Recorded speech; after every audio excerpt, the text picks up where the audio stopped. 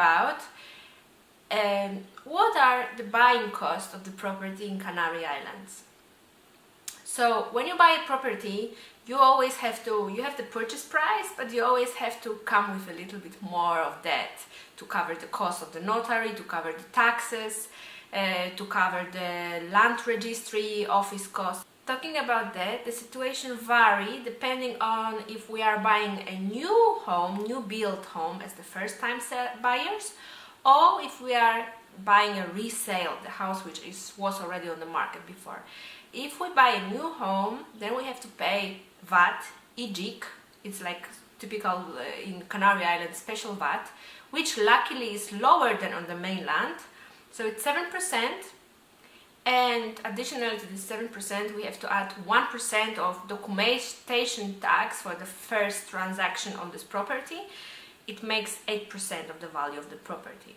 However, if we buy an apartment which was already on the market before, resale property, then we have to pay the stamp duty, which is 6.5%, and that's it basically, so it's not that high. Then the other costs which we have to cover as buyers are notary costs. This depends on how expensive the property is. It can vary between 0.1% for the very expensive properties up to 0.4% for cheaper ones. And then of course the entry of our property in the register of properties. This is also vary depending on the value of our property. The values are between 0.1 to 0.3 for cheaper properties. So basically this is all of the costs, the obligatory costs we have to cover. But of course we may want to use the lawyer, which usually takes around 1% of the value of the property, or some lawyers agree to take the fixed price, so 1,000, 2,000 euro for the advice. It's not obligatory to have the lawyer, but if it's the country you don't know the language, it's always good, you feel safer to have one.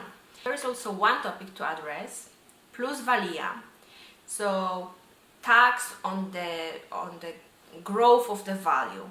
This tax actually should be paid by the seller, but if the seller is non-resident in Spain, in Canary Islands, then you should retain 3% of the value of the property, because in case he runs away from the country, Spanish authorities will not look after him, but will come to you and ask you to pay this amount. So it's always smart to retain 3%. You put it in the notary act, you retain 3% of the selling price. Basically he only gets 97% of the price. The 3% you retain and you pay this tax for him, but it's actually not your cost because you take it off the selling price. I hope this video was helpful. If you have any questions about buying a property in Tenerife, please do not hesitate to ask.